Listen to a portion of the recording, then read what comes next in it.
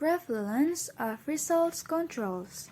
Results controls are commonly used for controlling the behaviors of employees at many organizational levels. They are a necessary element in the employee empowerment approach to management, which became a major management trend starting in the 1990s. Result controls are particularly dominant as a means of controlling the behaviors of professional employees, those with decision authority like managers. Result controls are consistent with and even necessary for the implementation of decentralized form of organization with largely autonomous entities or responsibility centers. For example, business pioneer Alfred Sloan observed that he sought a way to exercise effective control over the whole corporation, yet maintain a philosophy of decentralization. At General Motors and numerous other companies that followed, the results control under Sloan's leadership were built on a return on investment or ROI performance measure. By using this type of control system, corporate management could review and judge the effectiveness of the various organizational entities while leaving the actual results controls need not be limited to management levels only. They can also be driven down to lowest level in the organization as many companies have done with good effects. Lincoln Electric, a worldwide leader in the production of welding products, serves as the poster child of companies that use result control down to the lowest organizational level. Lincoln Electric provides wages based solely on piecework for most factory jobs and lucrative performance-based bonus that can more than double an employee's pay. This incentive system has created such high productivity that some of the industry giants like General Electric and Westinghouse found it difficult to compete in Lincoln Electric's line of business and exited the market. So now we are going to discuss about the results controls and the control problems. So results inform employees as to what is expected on them and encourage them to do what they can produce. So results controls alleviate a potential lack of directions. The result controls also can be particularly effective in addressing motivational problems, even without direct supervisor on interference from higher up. The results controls induce employees to behave so as to maximize their change of producing the results the organization desire. So results controls also can mitigate personal limitations because results controls typically promise rewards for good performers. They can help organizations to attract and retain employees who are confident about their abilities. Okay, the next discussion is about element of result control. The implementation of result control involves four steps. The first one is defining the dimension on which results are desired. 2. Measuring performance in the chosen dimension. 3.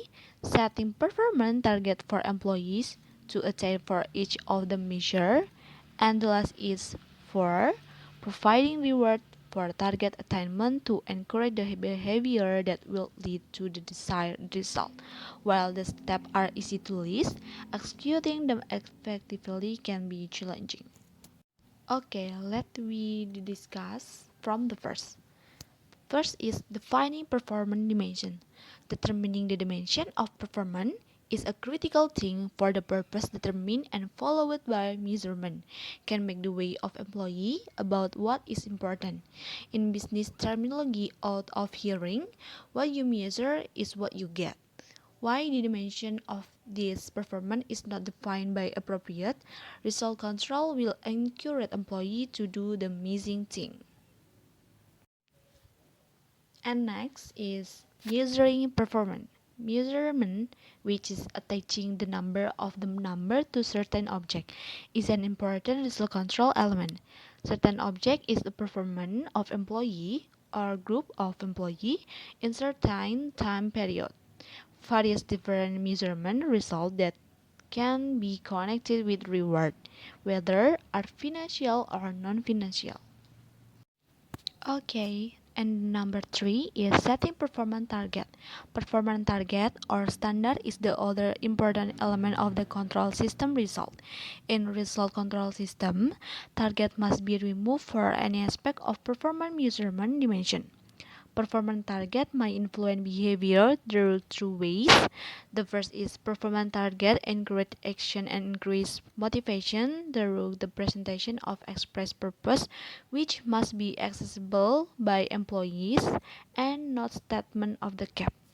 And number two is performance target provide employees for immune performance of their own performance.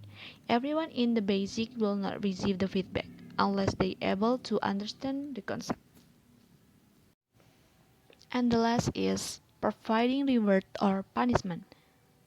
Reward and punishment is the latest important element of the control system result.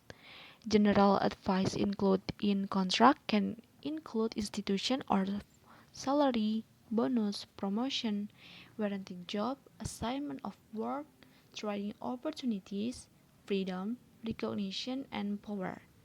Punishment are recovery from award such as protected, not approval from the exclusive, public embarrassment, failure to acknowledge such a work accepted, or loss of the job. Condition determining the effectiveness of result controls. Organization can determine what results are desired in the areas being controlled. The employees whose behaviors are being controlled have significant influence on the result for which they are being held accountable. And the third, organization can measure the result effectively. Knowledge of desired result. Result desirability means that more of the quality represented by the result measure is preferred through less everything else being equal. The disaggregation of overall organizational objectives into specific expectations for all employees lower in the hierarchy is often difficult. Different parts of the organization face different trade-offs.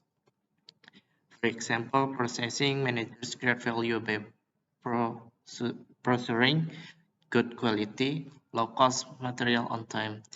These three resource areas can often be traded off against each other, and the overall organizational objective to maximize profit provides little guidance in making this trade-off. The importance of each that these resource areas may vary over time and among parts of the organization depending on differing needs and strategies. Ability to influence desired results. Second condition that is necessary for result controls to be effective is that the employees whose behavior are being controlled must be able to affect the results. Main rationale behind the controllability principle is that results measured are useful only in the extent that they provide information about the desirability of the action or decision that were taken. If a result area is totally uncontrollable, that result measures reveals nothing about what actions or decisions were taken. Uncontrollable influence hinder efforts to use results measured for control purposes. Uncontrollable influence affect the available result measure. Result control is not effective. Ability to measure controllable result effectively. The final constraint limiting the feasibility of result controls. In virtually all situations, something can be measured, but often, however, the key result areas cannot be measured effectively. Key creation that should be used to judge the effectiveness of result measure is the ability to evoke the desired behaviors being controlled and controllable. Precision. Accuracy refers to the degree of closeness of measurements of a quantity to its equal value. Precision is the degree to which repeat measurement under similar conditions show the same results if they do the measurements can be said to be reliable. If the degree of systematic errors is not known, then the measure will be systematically based by either showing greater or lesser values than the actual value. Objectivity.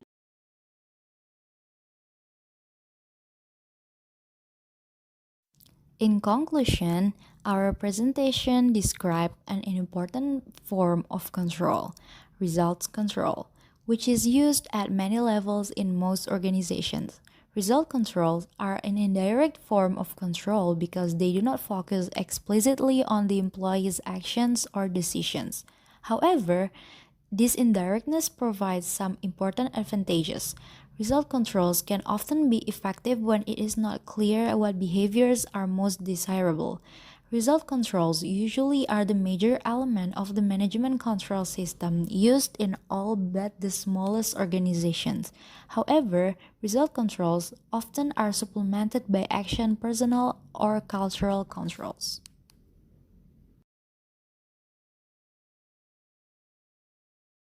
So now we are going to present a study case about IKEA in determining the goals and targets to be achieved as well as to measure performance over a certain period. IKEA use financial and non-financial analysis. Design analysis can be described in the following table. Now we can see performance measures tables. For the financial, we can see the performance by sales daily, weekly, monthly, by department. For the non-financial, we can see the customer base like CSI or customer survey, number of visitors or number of customers. The ratio is sales divided by working hours. For the second, financial, we can see the performance by cost. And for the non-financial, we can see the market based by the market survey. So the ratio is sales divided by visitors. And for the third, we can see the gross margin by financial. And for the non-financial, we can see the personnel based by employee survey. The ratio is sales divided by customers. In addition to the payroll system, IKEA Bakeable strive to provide as much as perhaps feedback and activities that show appreciations. The feedback can in the form of small items such as product from a shop or cakes for staff from restaurants, as well as great opportunity for growth and promotion to a higher positions or to a different store other. The goal is to get employees to think and plan private about what they want to achieve within IKEA because there are no guidelines what is the career path at IKEA.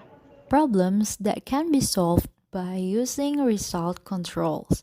A strict result control system should include specific outcome dimensions, feedback in short time intervals, effective communication of the result desired, and complete steps if the result control system is used exclusively. Factors that affect the tightness of the result control at IKEA including first, performance measure used in every store seem to be in line with the goals right organization because they measure sales and cost very well careful. Second, IKEA set specific targets because they use measurements detail for evaluating performance. They measure not only the number of visitors but also sales per each visitor and per customer. For the last, employees get feedback in short time intervals because performance is communicated daily as well as in more detail. Feedback can be obtained online weekly at the weekly meeting, annually and annually When they see the results of customer survey, the goals to be achieved are communicated effectively through the regular meetings and the process of determining the action and business plan.